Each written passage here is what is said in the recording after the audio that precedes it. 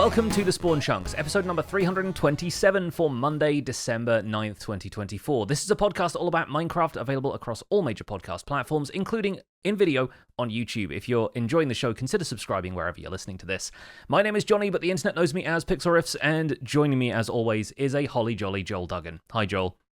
I am indeed in the Christmas spirit. I put up my Christmas tree this weekend and had an early family dinner with some folks that are traveling over the holidays. So it has already started. The chaos, the lovely chaos has already started with the holidays. Speaking of the chaos of the holidays, we are going to be recording some extra episodes so that Jonny and I can take a couple of weeks off between Christmas and New Year's. And if you are part of our Discord, which you can become a part of by going to patreon.com/thespawnchunks, you'll get access to those live recordings. We do this every week on Monday, but over the holidays, we put in a couple of extra recordings during the weeks, in the early December weeks, to build up that kind of stock of episodes to then pre-publish and have go out to you over the holiday. So the episodes will continue to come out on Mondays. We're just going to record them ahead of time, and our patrons get access to those live recordings as well. You also have things like the monthly Minecraft Hangout as well as the quarterly Hangouts. Both of those are probably going to happen in January just because it is a little bit tight to fit that in at the end of the month with Christmas and New Year's happening roughly a week apart. So look for those in the early weeks of January, but that's where we hang out with our patrons and talk about what they've been building in Minecraft in the Minecraft Hangout. And in the quarterly Hangout, we'll be going over download numbers, YouTube metrics, and Spotify Wrapped, which just came out a little while ago. So we'll share that with our patrons as well. Once again, that's patreon.com/thespawnchunks. Well, the holidays are in full swing. As we heard in the render distance, you've been spending a bit of time with family. Did you manage to squeeze in any Minecraft over the weekend? No, I didn't, for a couple of reasons. One, I am really waiting to get into the Garden Awakens. So we have not yet updated the Citadel. That's coming, though, because the mods like sodium and lithium, performance mods mostly, that are running on the Citadel have been updated. They were updated pretty quickly this cycle, and so it's not going to be too difficult to update the server. My plan is to update it before my next stream on Tuesday this week. So hopefully, fingers crossed, things will go smoothly, and I'll be in there doing that. And I'll be talking about that a little bit more later on in the episode today. But that's basically where I was. I was doing a little bit of research to see what I could get at and prep for. And make plans for 1.21.4. Great. Well, looking forward to seeing what your early experiences are. I've already had mine, and I'm going to be saving most of my thoughts on that for the main discussion and the news and everything. But I've been to my first Pale Garden biome, first just to snag a couple of saplings so I could do a Chop-In Tuesday stream where I farmed the new wood type, and then went back later for the full experience. I am now at the point where I've acquired a handful of Creaking Hearts. I've put them all into a resin farm, and I'm now farming that in large scale. So I've got a few screenshots that I can share with folks, but we'll also wrap those into the main discussion. Building a resin farm is fun, and it's actually kind of fun to have a farm that even when stuff starts spawning around you, you can just kind of run away from it and sleep, and then you know it's not going to bother you at all during the day. Like, you know, you don't have to worry about dark spaces or anything like that. The Creaking spawning being so tied to the day-night cycle makes them relatively easy to work with as a farmable creature. So, yeah, more about that in the main discussion. For now, I think we should just jump straight into the news, because there's a lot of it. We're going to cover the full changelog for Minecraft Java Edition 1.21.4, minus a little bit of the technical stuff that gets very crunchy. But the update was released on December 3rd, 2024. That is the Garden Awakens update, as Joel said. The Garden Awakens drop, to use the language that's been used around these updates recently. But the new features in 1.21.4, they've added the Pale Garden biome, the Pale Oak Tree, Pale Moss Blocks and Moss Carpet, Pale Hanging Moss, and the Pale Oak Wood set. They've added the Creaking Mob with a spawn egg and the Creaking Heart block that you'll find in Survival. They've added the Resin block family and Eye Blossoms.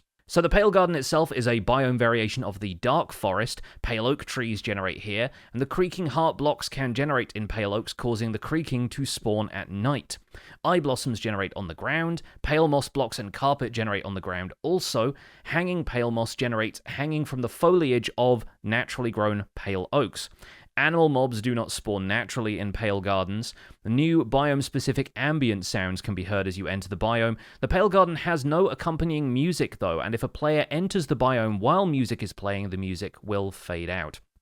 Also, a fun fact about this changelog, it provides a seed, the number of which is too long to read out loud, but this will spawn the player next to a pale garden if you just want to check out the biome as soon as possible. So check out the Minecraft.net changelog. This will be linked in our show notes at thespawnchunks.com as well. That has a seed number that will launch you straight into a pale garden experience if you want one in a fresh survival world. Pale oak trees are what you'll encounter there. They're a new tree variant similar to dark oak trees. Pale oak leaves drop pale oak saplings that can be planted in a 2x2 configuration to grow pale oak trees.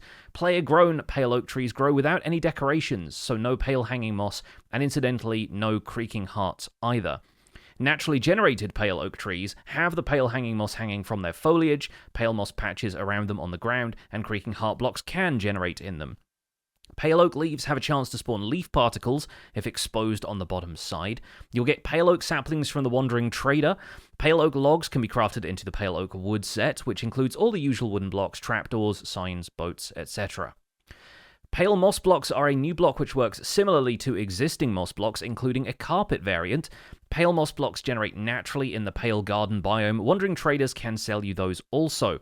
Pale moss carpet can be crafted from 2 pale moss blocks, although it generates naturally in the pale garden biome. When placed, pale moss carpet grows up to 2 blocks on the solid faces of any block that borders it, with these vines that creep up.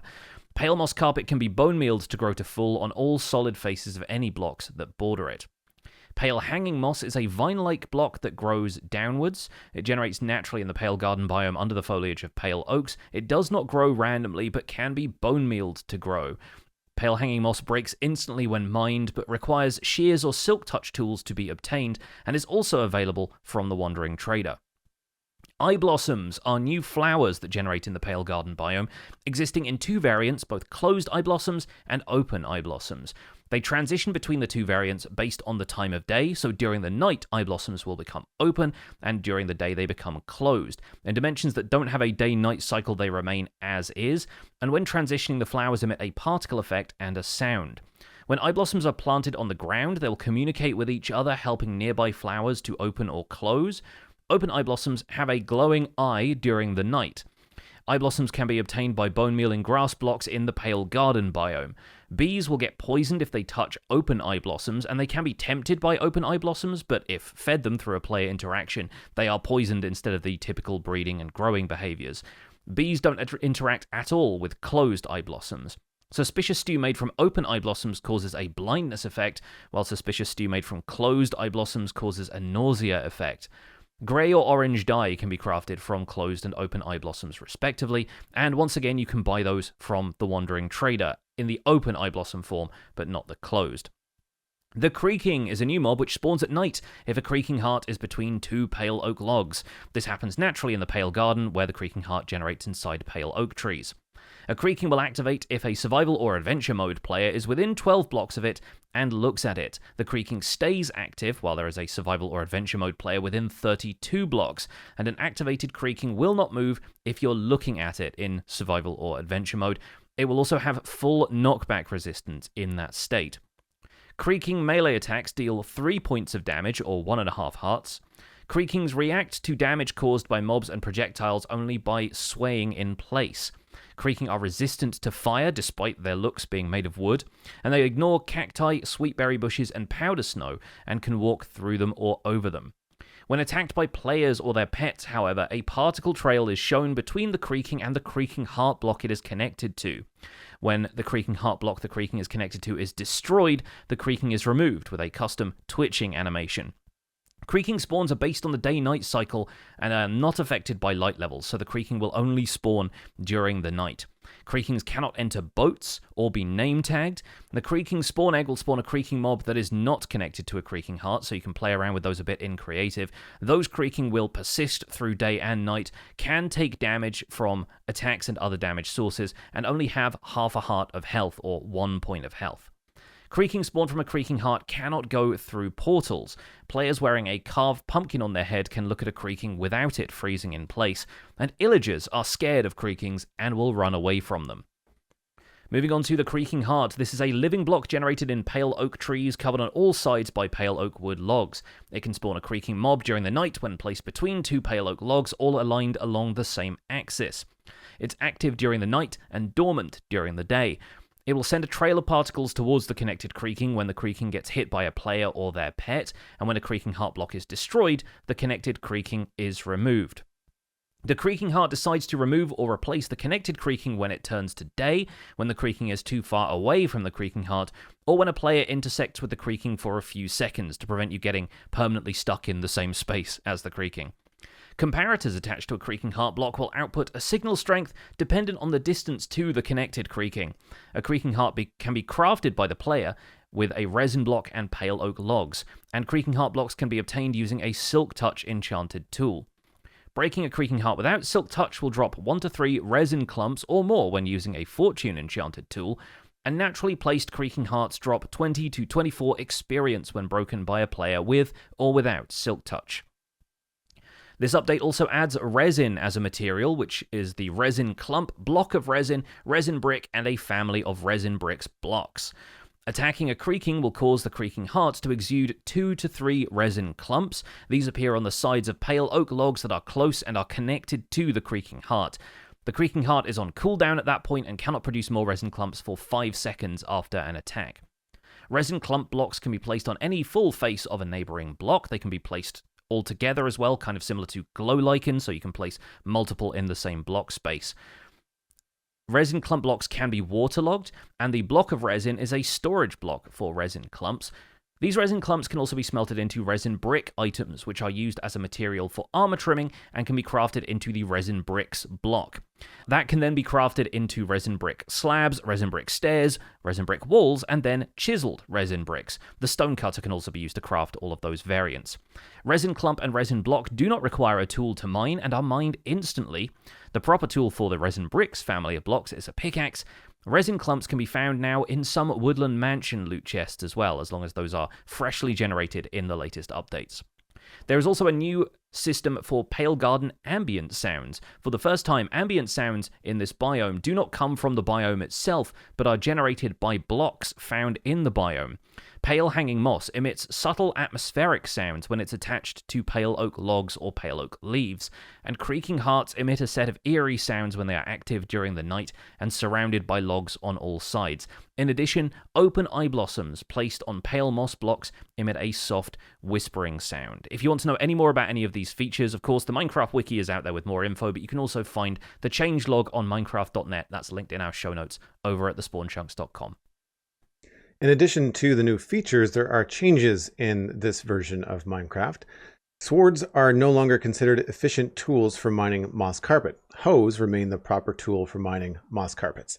Bees are now withered on player interactions with wither roses instead of typical breeding growing behavior.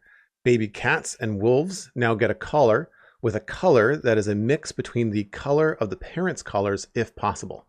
Added language support for Pupaloka, and the duration of the effects of suspicious stews have been aligned with those in Bedrock Edition.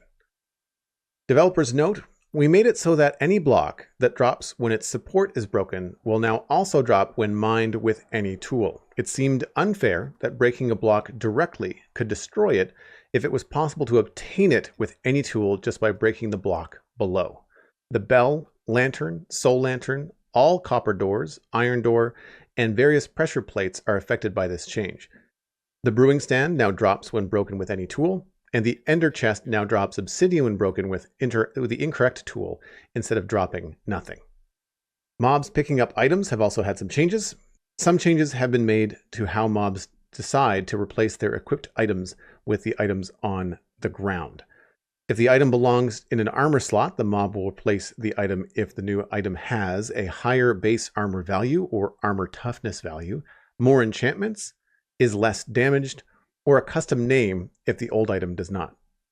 If the item belongs in the main hand slot, mobs will replace the item in the new slot if it is a preferred weapon, while the old weapon is not, something with a higher base damage value, more enchantments, again less damage, or an item with a custom name or an old weapon that does not have a custom name. Skeleton-like mobs, with the exception of wither skeletons, prefer bows.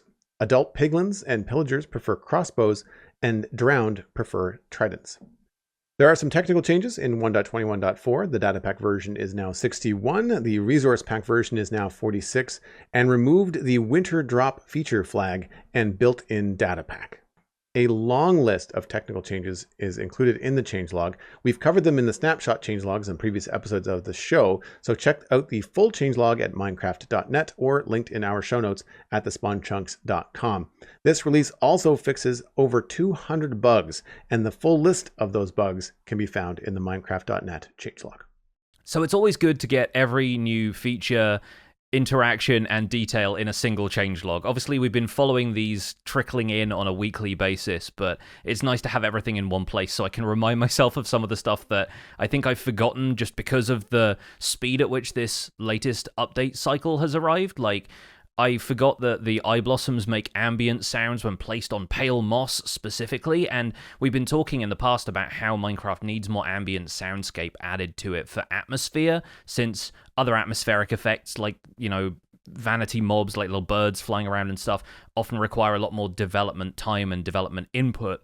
And we talked about how fog can potentially be a problem and stuff. So I think soundscape is a really strong way of keeping the game atmospheric. And yeah, I think there's a few details in there that will kind of creep in. Some people will probably have the ambient sound slider down and be completely unaware that they are there. So it's good to know about this stuff in one easy to refer to place. So hopefully that's why people can tolerate me reading the entire changelog on this newsread. Well, I think it's good to have a summary as well because, again, as you mentioned, how fast and furious the changes came, and because of the overlap with the bundles of bravery.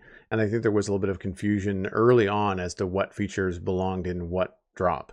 Yeah. And having a concise read of like, this is all the stuff that was developed for and is now out in 1.21.4. And what I like so much about going through this is that while there are a lot of new features and things that they have adjusted, especially as we've gone through not just the bugs today, but like the bugs that were fixed in the development of the new features. Like I remember the issue of being stuck in a 2x1 hole with a creaking, and they had to adjust how the creaking behaved in order to accommodate that particular situation, which would come as like a soft lock for gameplay. And going back and thinking like, man, that felt like just a couple of weeks ago that was happening. But the speed at which this was at least announced and then brought to release, I think was really interesting, as people that follow the game so closely week to week. And the thing that I noticed about the changelog reading it out today was that the amount of changes, not just new features, but changes to existing behavior, continue to move the game forward. They make sense. Things like mobs preferring specific weapons, having rules around what those weapons are.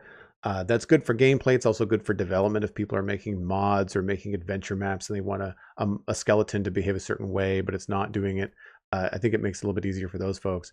But also the bug fixes, like 200 bug fixes is fantastic. That is a great quality of life feature. So anybody out there, I mean, I still don't think that this is a feature light update. I think it's pretty feature rich. But if anybody does have maybe a subjective opinion of like, this isn't really for me, there's not a lot going on in this update. Well, there's a lot going on for everybody in the bug fixes and the changes that they've made. And I want that to get noted. I don't think that needs to be, I don't want that to be overlooked because I think it's important in terms of moving Minecraft forward, keeping the game relevant, and making sure that the quality of life for existing players is continued, even if you are not someone that is super excited about the pale Garden Awakens, or the Garden Awakens rather. I think that's worth noting, the amount of work that went into like the bug fixes and the changes. Yeah, like this might feel like a small update in game, but it's a huge update on paper. That's 100%. Yeah, the changelogs have certainly proven that, and I think that's maybe a discussion that we could expand on in the future, in a future episode. What makes an update feel big? Because there's obviously some stuff we've seen in recent memory, like you look at the Caves and Cliffs update, changes to the Nether, that kind of stuff that has an impact on the entire world, or at least the player's daily gameplay experience. Does it really have to be an update on that scale before something feels big enough, Or like something like armor trims, for example. Every time you see somebody on a multiplayer server using an armor trim, you're reminded of that update. But does that really feel like a big feature in the same way? So yeah, I'm curious to get into the psychology of what actually helps a Minecraft player feel like an update is cemented in their world experience. As for people going out and finding these biomes, I think people with established worlds, like just kind of through the grapevine here and through a bit of community discussion, I've been seeing a few people saying, well, I have to travel like tens of thousands of blocks to find one of these because my world is pretty heavily explored. And I think that's as good a time as ever to remind everybody that if you're not using those parts of your world, there are great tools out there to help you trim down the world a little bit, get rid of some of those unused chunks, and Pale Gardens can generate in any area of your world that you can regenerate in that way. And there's some fantastic tools out there. I'll recommend MCA Selector, but there are obviously a lot of other great world editors out there. Just bear in mind that sometimes they need a bit of time to update to a new version, so if you're already in 1.21.4, then stick around, wait for some update changelogs, and make sure that everything's compatible before you start editing your world with a tool that might not be ready for it yet. Yeah, that's the one that I've used. And I'll point everyone towards the tutorial that you've put on, I think at least once a season with Minecraft Survival Guide. Sometimes twice, I think. It's just such a useful way of getting new updates into the world. I think with Survival Guide Season 1, I started in 1.13 and ended in 1.16. So I was doing that not just for the overworld, for the newer biomes and other features like regenerating villages and stuff in Village and Pillage. But then when the Nether update came around, I think I did a video specifically about changing chunks in the Nether, because that was a whole dimension that I'd already done a lot of stuff in, but needed the biomes close enough to where I was building like my Nether hub and everything.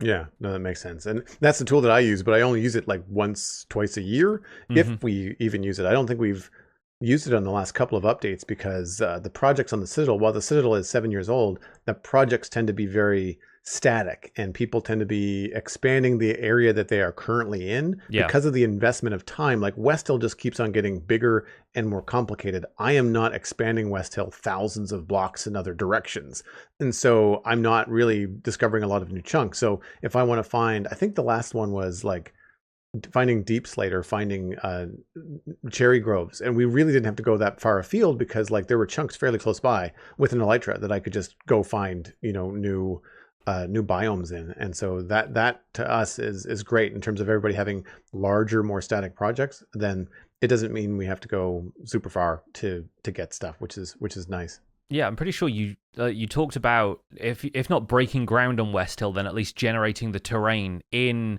pre 1.18, right? So it's like the Caves and Cliffs update came in whilst you were working on that project. I think it was pre 1.16. It's either just before or just after the Nether. Well, it's 4 years old. 4 years old November is when I made the first potato farm in the valley was November 2020, right? So yeah, it's been a while. Certainly 1.18. Yeah, certainly 1.18 happened after. And I mean the Nether wouldn't necessarily affect West Hill. Fun fact: I've never been to the Nether from West Hill. Like really? West Hill, we've got those command block portals, right? Oh, that of we course, have at the Nether at the World Hub that send us 10,000 blocks in the overworld. So while I could make another hub, another tunnel to West Hill, I just haven't yet. And because I don't have the need, there's no portals in West Hill, no Nether portals. So I don't know what the Nether looks like on the other side of West Hill, which is maybe something I can explore. Like maybe that's the final thing I do, or I could, if I'm looking for a building, or if I want something cool to hide in the basement of some creepy farmhouse, maybe a Nether portal would be a good spot to try that. Like that could be interesting. Maybe like I'm talking about doing a decrepit old beaten down farmhouse, like maybe under the barn is where I could put another portal. I don't know. That could be really interesting to see what is in the Nether on the other side of West Hill, because it would be completely new Nether terrain. There would be no transition nearby for old pre 1.16 and new 1.16. Like it would be all brand new generated the moment that you go through the portal. Yeah, well, I'm crossing my fingers that it's not a basalt delta or above a lava lake for you. That's that's all I'll say. But we're going to get into the main discussion in a little bit, where we're going to be talking about my experiences so far on 1.21 and Joel's plans to update the Citadel. But first of all, we should probably get into some chunk mail. And if you would like to email the show, the address is spawnchunkmail@gmail.com. Please keep them short if you can. It does help us fit them on the show. Speaking of, that's normally what we do for our upcoming holiday episodes, is we dive into the chunk mailbag a little bit extra. So if you've got a question, or if you've got a topic you'd like Johnny and I to cover this month, then now would be the time to send that in, because over the next week or so, Johnny and I are going to be recording those extra episodes for the holidays, and there's a high chance that your email will get onto those full email shows. Our email today is from Finn about unique block sounds. Hi, Pix and Joel. I have recently been farming a lot of the new pale oak wood, and I am looking forward to using it in future build projects. However, I was chopping down the trees and I noticed that the default wood breaking sound doesn't quite suit the wood. Due to their creepy, dead-looking appearance, I think it would be a good idea to have the logs sound much more brittle than they do currently. Mojang has already done this with cherry and bamboo wood, giving them interesting breaking sounds that suit the logs, and they have already shown that they are willing to change old sounds by updating cobweb sounds. Do you think it would be a good idea to apply a more unique sound effect to the new blocks, or are you satisfied with the current ones? Love the podcast. Finn got killed by the creaking because he was too preoccupied wondering why those creepy trees sound so basic. Yeah, I having chopped down a lot of these on my Tuesday stream, I can't say I noticed, and I think that's maybe just because it's sort of what I expect now. I was interested in the soundscape of the biome. The sounds that the creaking heart block makes when you break it are very distinct. And I'm wondering if maybe that's part of the reason why they kept the default block breaking sound for these trees, is because it's a very familiar one, and as soon as you encounter the creaking heart, it's immediately unfamiliar. So that could be part of it. I'm also seeing potentially the fact that these are variants of dark oak trees, right? Pale oak is just supposed to be the desaturated cousin of dark oak, and the tree structure is similar, the leaf pattern is similar. I think it's probably just, if not a copy-paste kind of thing, then a consideration that was made towards making them similar enough to dark oak trees that they feel related. That's what I would guess, at least as far as the logic goes for it.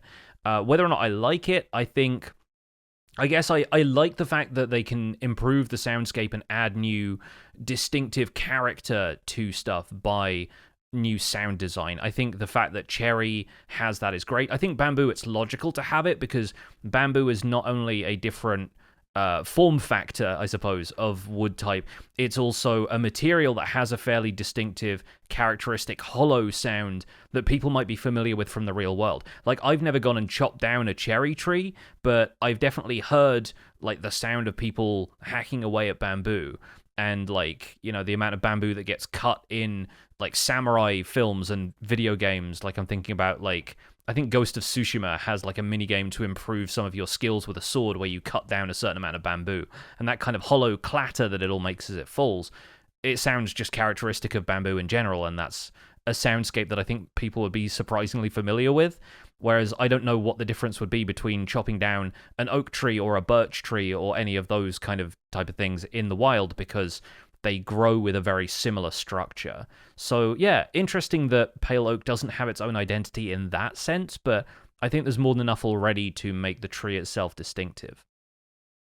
Yeah, the only thing I can think of to differentiate different sounds in Minecraft for oak and the woods we're already familiar with would be the size. Like, to your point about a birch tree versus an oak tree, I don't think you'd really notice unless the oak tree is much larger than the birch tree. I think that would make a different sound in real life. I mean, I've never really chopped down a tree with an axe, but I would imagine that a bigger tree would not sound the same as a smaller tree. And I think that with the, you know, to your point, I think that this is just like a carryover. It has oak in the name, when pale oak. So I think they just kind of went with the basic stuff. Although, to Finn's point, I kind of like the idea of maybe the oaks all having a different, like their own sound, and spruce having its own sound, acacia having its own sound. That would be interesting. It might be you might be able to find it in a resource pack. That could be a fun way to play around with that experience. If you're really unsatisfied with pale oak, you could try to also make your own and add that to a resource pack. I've done it for quality of life with like quieter ghasts and quieter. At the time, it was zombified piglin. And I think that there's a few other sounds that I've also tweaked up. Like, I think Endermen are also more quiet. I found them a little bit disturbing when I was trying to make content early on, so I made them softer. There's no difference. They don't sound as loud. And I think that something like that could be fun to play around with this situation. Although, to Finn's point as well, like, if it was to have a separate sound, like, what would you want it to sound like? Do we want it to sound softer and quieter to go with the eeriness of the Pale Garden? Or would something really loud and cracking like dry oak wood give you that, like, oh gosh, like I don't want to make this much noise in this creepy place. Like, I feel like I'm drawing attention to myself. Like, I wonder if that would be an interesting experience. But then maybe that's more of a warden mindset, like where you don't want to wake the beast by making noise. And the creaking is a sight-based experience. It's not a sound-based. So I don't know which direction would be good there.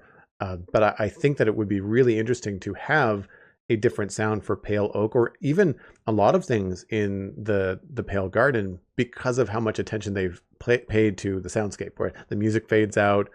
There's ambient sounds, as you mentioned earlier, from the eye blossoms. So that kind of stuff, I think the Pale Oak could help with that. But again, I think it's probably the consistency within the game, and I like your point before about having the Creaking Heart being very different when you run into it, and making sure that you don't mistake that in case you are looking for one. Yeah, I think the other potential problem with making things sound drier and cracklier is that if you're hearing it repetitively, it can get kind of... It can wear you down a little bit. Like, I think a lot of the wood types have this very soft, like rounded sounding thing that doesn't have too many higher frequencies in it, because those are the type that start to damage your ears. I mean, not damage in such a kind of strong way, but if you're hearing them repetitively over and over again, you can feel a little bit worn down by them. You can start to feel like you're getting a bit of a headache from all of these higher frequencies. And I think that's part of it. I think a lot of the wood has this kind of muted, lower frequency, like curve to it, which it feels a bit more pleasant to mine in large quantities. And I harvested like a full double chest of pale oak wood this week, and I can't imagine doing that if it made a dry, crackly sound every time I touched a log with an axe, you know? So I think, yeah, maybe that's a consideration that they've made as part of the soundscape. I will also, to follow up on something you just said, the notion of it having separate sounds in a resource pack is a good start, because I imagine that there are people who are either blind or visually impaired playing Minecraft who would want there to be distinct sounds to identify what the different types of trees are, or at least make that easier. So accessibility becomes a concern at that point as well. And I think that's another thing that's been part of the consideration of the sound team when they've been changing some of the soundscapes of different materials. Like, you look at the changes as far back as when they added new sounds to like nether bricks and bone blocks, so they didn't just break with the stone breaking sound, like they had their own character. That's also an accessibility feature to help partially sighted, blind players to try and identify between materials, especially when they're on that in that darker color palette, and it's a lot harder to perceive them without a high contrast resource pack. So yeah, I think there's definitely room in the game for there to be maybe subtle but potentially worthwhile changes to be made to differentiate the wood types. I think that's just a matter of the long-term load that puts on the sound design folks and how much other stuff that they have on their plate. But I imagine that's something they'll be looking to work on and maybe introduce some variation as the updates roll on. Are there any creaking noises in the ambient sounds in the Pale Garden? I guess there's... I don't know if it's necessarily a sound that the creaking itself makes, but there's certainly, like, the Creaking Heart will make ambient sounds, and the pale moss and leaf, or pale moss and the hanging moss and log combo does make that sort of ship moving in the wind kind of like that kind of like creaking of wood, but a very subtle one. And again, that's all controlled by ambient slider as well. So there's some people, I imagine, who won't have heard that yet because they play with the ambient slider all the way off to prevent like cave sounds from startling them or something. So the reason I ask is because it's been getting quite cold around here, and it's been really windy, and the deciduous trees in the backyard without any leaves now are starting to get frozen. And as the wind moves them back and forth, they have that like kind of crackly, creaky thing going on. And I just thought like that would be really cool if that was... So instead of making the wood sound of mining it different, just having the experience of being near the trees have that sound might be like a good balance between what Finn is suggesting and the reasons we've just kind of laid out as to why it's probably not happening, right? Yeah, well, it sounds like those of us in the Northern Hemisphere are starting to get to that time of year when we have pale gardens too. I think it's definitely happening to mine right now. So in our main discussion, we wanted to talk about my experience of the pale gardens so far, since I was able to update Survival Guide day of and just jump right in. I actually started my stream minutes after the update had arrived. I kind of delayed it so that I could just get straight into the pale garden stuff. So yeah, we'll get into a bit of my experience and we'll circle back around to what you plan to do with it on the Citadel. First of all, I want to offer people some assurances that finding this biome is relatively easy. I didn't reset any chunks for the update. I had loaded up a copy of my world with the world seed, but with a completely fresh, like unaltered new world for screenshots. And so I knew roughly where a Pale Garden was going to be if I hadn't generated the area beforehand. And it was pretty easy to find. Fortunately, I hadn't loaded that one, and there were a couple of areas around it that could have had them that I'd flown over before and generated just the Dark Oak Forest. But it seems to be fairly commonly blended into dark oak forests which generate on taller terrain. So that's what you need to be looking for as you're flying around or exploring. You probably want to look for a dark oak forest that goes up a hill, and then at the top of there you're likely to find a Pale Garden. It sticks out like a sore thumb, too, for obvious reasons. Even flying over it, if you're not looking down at the terrain below, you might still see the sky changing, and so that can give you a hint about finding it. And overall, I find in my world, dark oak forests are pretty common after 1.18. They seem to be, if not like a gap filler, then at least a good transitional biome from different types of forests into plains and everything. You find them all over the place in the ways that I feel like jungles used to be more common, and now those are much less common, and you find dark oak forest generating a lot more, or deserts generate a lot less now, and there's a bit of give and take with the biomes in this sort of heat map that they generate for worlds in 1.18. So I think it's relatively likely that if you start up a new world, you'll find one. Obviously, if you have to travel a long distance, then that's going to be a concern. But it also seems like basically everything except for the new eye blossom flowers can be farmed renewably elsewhere.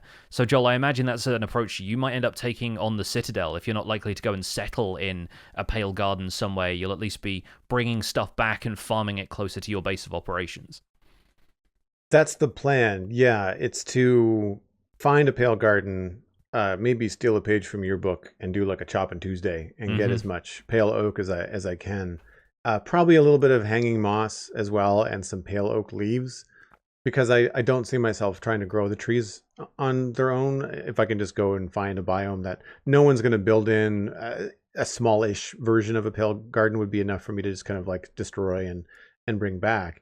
But yeah, technically, I don't have any plans for resin right away, so I'll probably hold off on that. But I do want to include the pale moss in the Citadel's moss farm.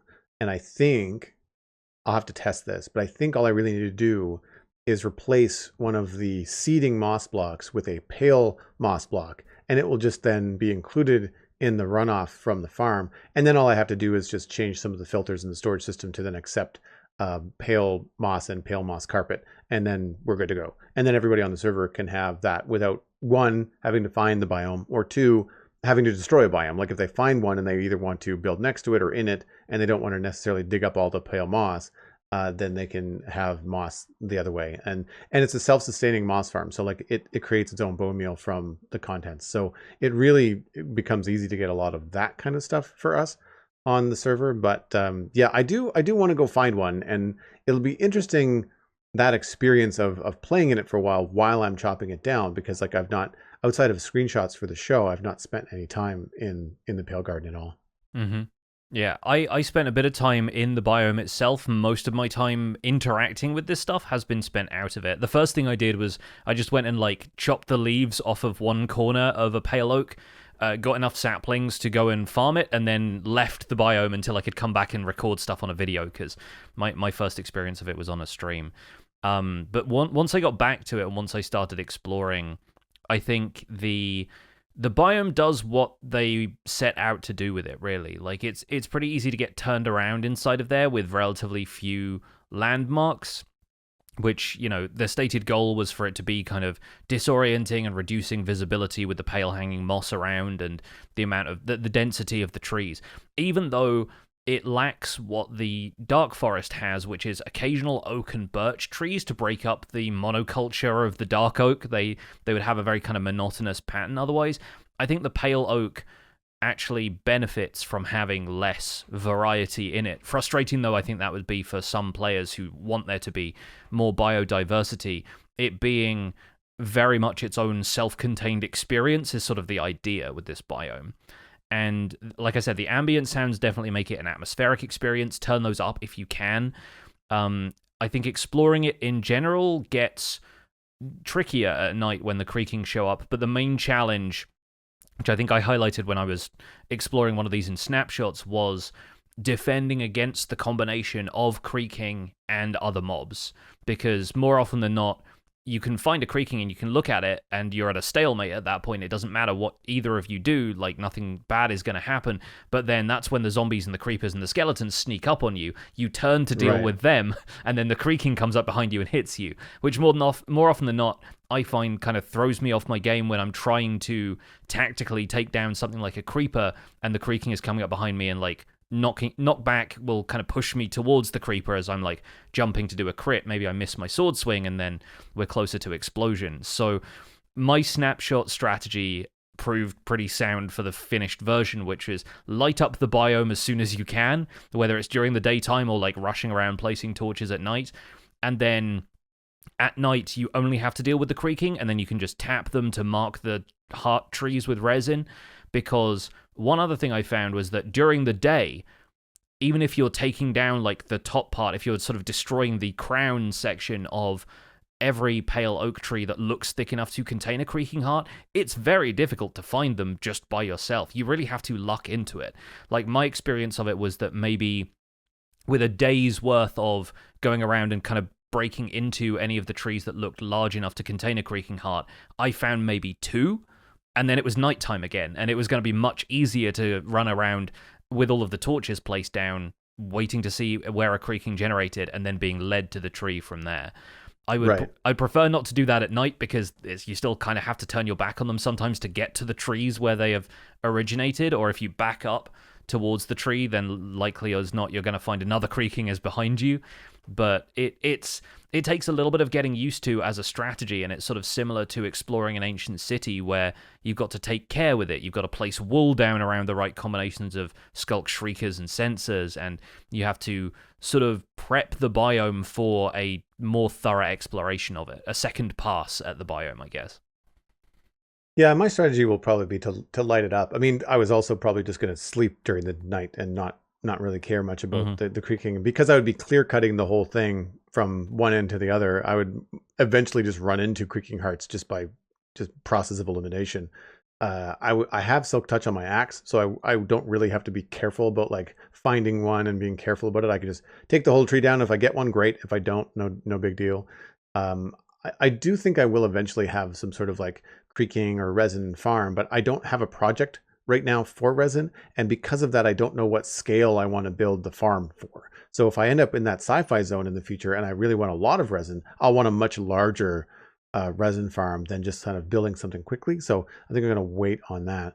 But for me, it's something where depending on where the pale oak garden that I find is, I may do something a little bit fun with it where I leave the bottom stumps, like I'll leave a couple of logs in the ground to make it look like it's been clear cut, as opposed to just like been stripped by a player, have it look a little bit more atmospheric and cool.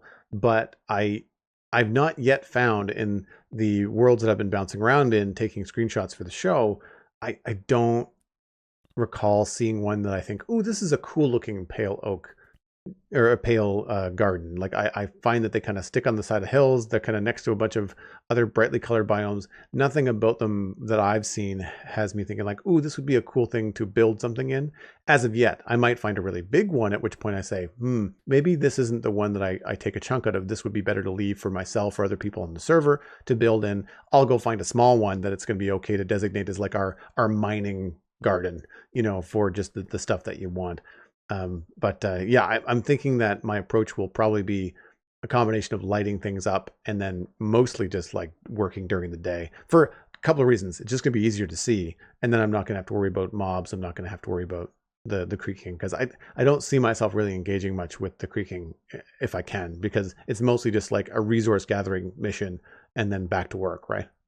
Yeah, I think clear cutting it, if you're planning on just doing that to a biome like that, makes a lot of sense. And yeah, you'll definitely get all of the resources that you can get from the biome that way. The only reason to come back at that point is for eye blossoms, and unless you're planning on planting a ton of those, I don't really see it being all that beneficial. Like, the fact that you can get grey dye from them is fine. It's really interesting, considering that there wasn't a dark grey dye flower before, but you can imagine that people have bone meal farms and black dye farms from squid or wither roses or whatever the source happens to be. So it's not essential. It's just if you want another decorative flower, there you go. But yeah, resin farming is something I now have some experience with. As I mentioned, I kind of sketched up an idea in Creative for a resin farm that turned out effective enough that I just built it in the survival guide. And it's easy enough to do casually in an informal way, small scale with a controlled environment. If you just want a few resin clumps, if you want to put together your first like creaking heart and you need enough for a full block of resin, you can do that in situ in the biome very easily overnight. Or if you bring a creaking heart back with Silk Touch, just plug it into 2 pale oak logs and then let a creaking generate. You can keep it within your field of view, walk over and tap it every so often, and then just harvest the resin clumps as they grow, and you get maybe 2 or 3 of those per hit, so it pretty quickly builds up a nice supply of resin. And then scaling up is pretty simple when you have enough creaking hearts. So I built my first resin farming module with 12 creaking hearts all kind of plugged in. And there's basically like a plus shape of logs, some of which are connected, the other of which are attached to the block but don't need to be connected to the texture in order to generate a creaking. And that made enough resin in one night to build the other 3 modules that I had planned for this sort of 4-module farm. And I think even the top 3 of the hearts that I put in there might not actually generate resin or generate the creaking at all, because they need to be a certain distance away from a spawnable block, and I think they're slightly too high up. But I could modify the farm to, I could adapt that to make the platform at a more suitable height, if that made more sense. But yeah, like once you have a bunch of creaking spawning in, I've just lured them to me by, having them aggro towards the player, because the difference between this and other mob farms is that the creaking aren't going anywhere once they've spawned in, because you can't kill them, and so you don't need to return to the spawning area of the farm and lure them back in. Once they've dropped into the trap that you've made for them, they're in there for the night. And so really at that point all you need to do is swing at them every 5 seconds or so, and any of the creaking hearts around them that they've generated from will try to generate resin. And once you've done that, I just have pistons pushing the logs up and down every 20 to 30 seconds. And so any resin that's generated on them breaks off, falls into hoppers, and then the thing resets so that it can continue growing resin on it. And that now generates, I think, maybe about 9 stacks worth of resin blocks per night, which is enough to fill a shulker box within an hour spent in-game, which I think is pretty solid. And that's about as much resin as I think I'll need, at least for now, until I haven't got a specific plan for what I'm going to do with it yet, but I just want access to it. I want to make sure that if I come up with something and I decide I'm going to build an entire city with resin as an accent block, or, work it into pathways or build a big volcano with it, like we talked about, I mostly just don't want to have the access to resin as an obstacle. And so a few people are going, why are you farming this so soon after release? It's just because I don't want it to be an obstacle to go and get more of it. But yeah, I've learned a lot about the creaking in the process. I've learned a lot about what can damage them and what counts as damage, or at least what counts as a hit, because damage is immaterial to the ones that are spawned in naturally. Sweeping Edge Sword is the way to go. Unfortunately for Bedrock players, although I think a Trident Killer will do the same thing. They do generate resin if you get hit by them and you're wearing Thorns armor. That counts as a hit from the player. So that would still work, but since you have that cooldown, you can only be hit by something different every 0.5 seconds. You could only realistically be hit by 10 creaking before they all have reset, and it's time for the first creaking to hit you again, in terms of the timing of when they generate resin. So a max of 10 creaking compared to the 40 or so I think I can generate in this farm I built doesn't quite add up, doesn't really measure up. Wolves are also a fun idea, but then you'd need to have 40 wolves to attack 40 individual creaking, and there's no guarantee that you could spread your wolves evenly over such a large group. They also don't automatically attack creaking the way they do with skeletons or wither skeletons, so I nixed that idea pretty quickly. And then the only other stuff you could really take as a player-created source of damage is player-lit TNT, which is completely impractical, and potions of harming, which are likewise fairly impractical. You probably end up splashing yourself with a splash potion of harming, and obviously the ingredients and everything. It makes it a little bit difficult to get them in that kind of quantity. So yeah, ultimately just getting them all funneled into one place and hitting them with a sweeping edge sword was the most straightforward way of doing it. And yeah, I've come away with a shulker box of resin in fairly short order at that point. But it was a fun exercise, at least. It's fun to work with a mob that feels so different. Like, it feels similar enough in terms of the way you expect it to behave, and it falls into the same traps, and it can be moved around using water streams easily enough. But then the fact that it doesn't go away until the following day comes is an interesting challenge. The fact that you can't nudge it around as a player when it's like rooted to the spot because it sees you looking at it is also kind of interesting. So there's some fun obstacles and additional hurdles to think about with the Creaking farm, but once you've got one set up, it's pretty solid. I'm looking at this. How do you get the Creaking to come to you from all four sides? Like, I know you say you've used player aggro, but do you have to turn and face each column and then just wait for them to come up? So turn your back to each one, and then by the time you turned around, the first one that you had your back to is now full of Creaking trying to get you, but they can't get to you because you're in like a player safe place. Yeah, I have them walking over trapdoors, and yeah, it's a symmetrical farm on each of the four sides. There's a pit that they walk into, and anytime you're not looking at them, it's weird because they are idle until you look at them for the first time, and then as soon as you look away, that's when they try and go for you. But in the meantime, like, I have myself in third person a lot of the time, and I'm just spinning around looking at the ones behind me to see what they're doing. And then as soon as they're done running into the pit, I turn to face where they were, and the ones that have generated in front of me do the same thing. And so you sort of have to spin around for the first 30 seconds of the farm, and then once they're all in there, you don't have to worry about the spawning floor anymore because they're going to be there permanently for the rest of the night. Right, yeah. So, you're not clearing the mobs. You're not clearing and recycling mobs. You just need enough that you can use the sweeping edge sword to be efficient in the farm for the night. And then you've got 10 minutes of hacking at these Creaking until you get what you need. Yeah. It's a really cool design. And I have to say, like, I noticed in the screenshots that you've put it over the Windy City. And I can see how this kind of farm in your current play area is going to go really well with whatever you build around it. Like, I can see you integrating this into the design and the technology, we'll call it, in the Windy City, to have something like this, floating in the air. And even just like the columns of the Creaking hearts, they look like batteries. Yeah. Right? Yeah. Like, just, it's really, really, really interesting stuff to see what might come out of this from like, once you've covered up all the essential, because what I'm looking at now is the essential redstone for the farm. But when you start to add like the decorative bits and any kind of parts you want to expose or cover up, like, it's going to look really cool, man. A lot of the comments I got from it said, this looks like a drone. And I was like, yes, that's exactly what I want. It's like a quadcopter kind of thing that I can turn into an airship design later. The only minor caveat to that is that the Creaking will spawn in a lot of places where natural mob spawning does not take place. And I don't think they spawn in mid-air the same way that mobs from dungeon spawners do, but they still seem to spawn on non-standard, like, transparent blocks and things like that. So the only effective way I've found of spawn proofing is to use like different block shapes, like slabs. But if you have, like, I made these columns of glass to surround the tubes that the Creaking hearts are in, just so that the resin falls into the hoppers.